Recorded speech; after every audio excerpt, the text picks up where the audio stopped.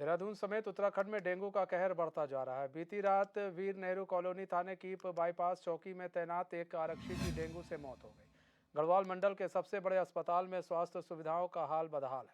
भले ही सरकार दावे कर रही हो कि पर्याप्त बेडों की व्यवस्था अस्पताल में है, लेकिन जब कांग्रेस नेता सूर्यकांत धस्माना ने बीते दिन निरीक्षण किया तो आलम कुछ और ही था।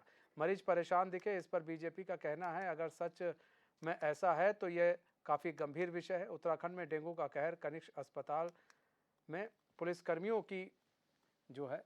की मौत भी हो गई है इसमें।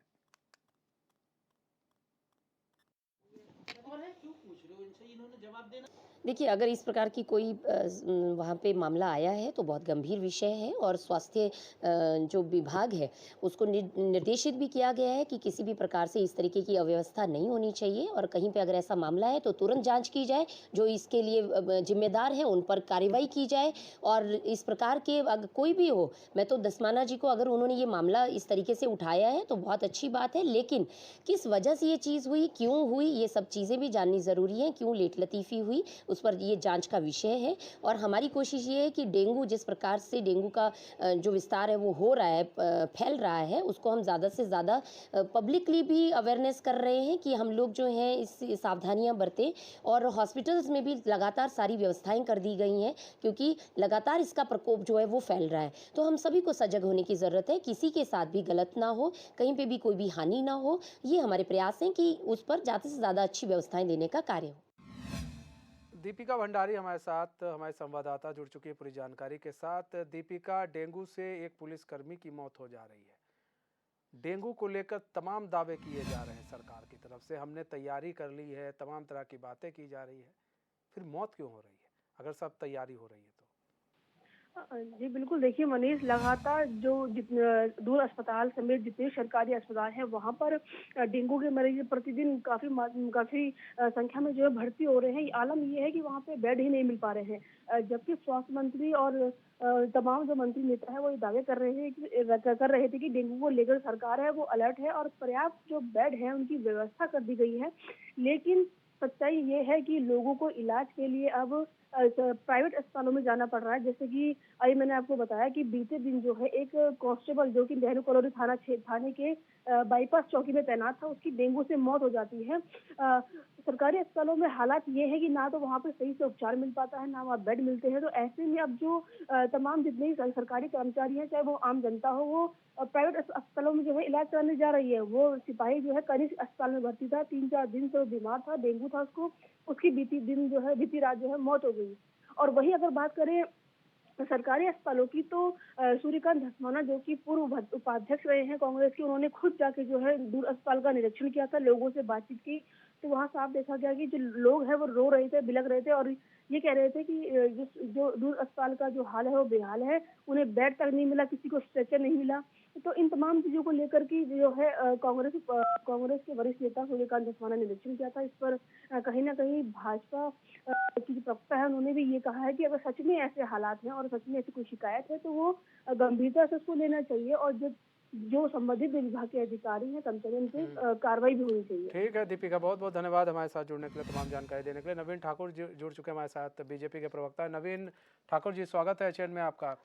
नवीन ठाकुर जी, डेंगू का प्रकोप बढ़ता जा रहा है, एक पुलिसकर्मी की मौत हो गई कनिष्क अस्पताल में। एक तरफ सूर्यकांत धस्माना जो कि कांग्रेस के वरिष्ठ लीडर हैं वो भी गए थे अस्पताल का, उन्होंने भी जायजा लिया, निरीक्षण किया, तो काफ़ी अव्यवस्था मिली थी।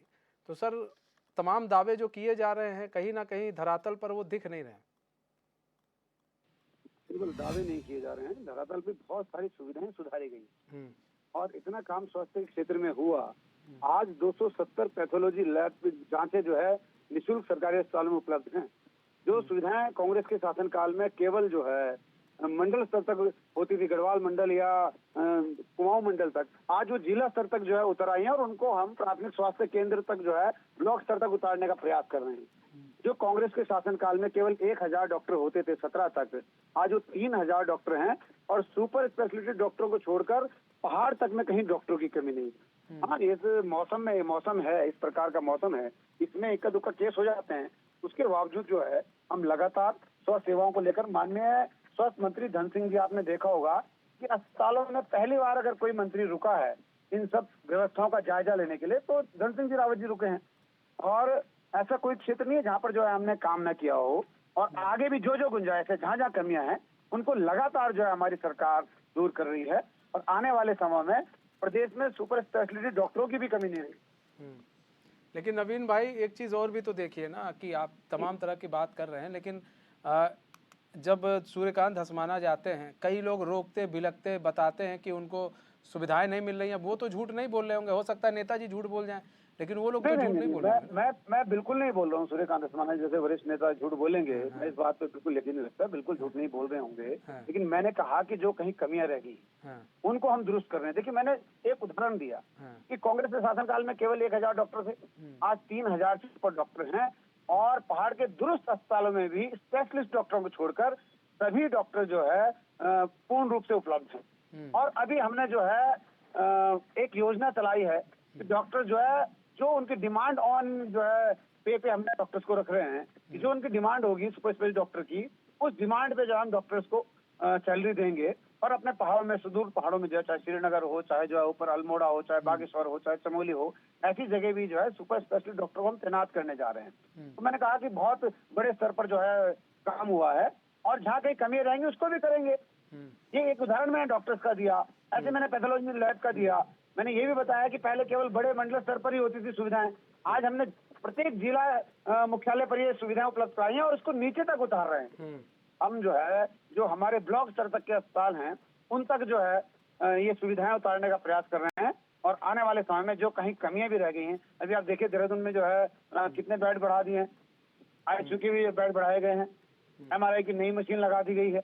इसी प्रकार अन्य दुरुस्त क्षेत्रों में भी इसी प्रकार की सुविधाएं, और पहाड़ तक, केवल देहरादून नहीं, पहाड़ तक जो है सुविधाएं पहुंचाने का काम हमारी सरकार ने किया है।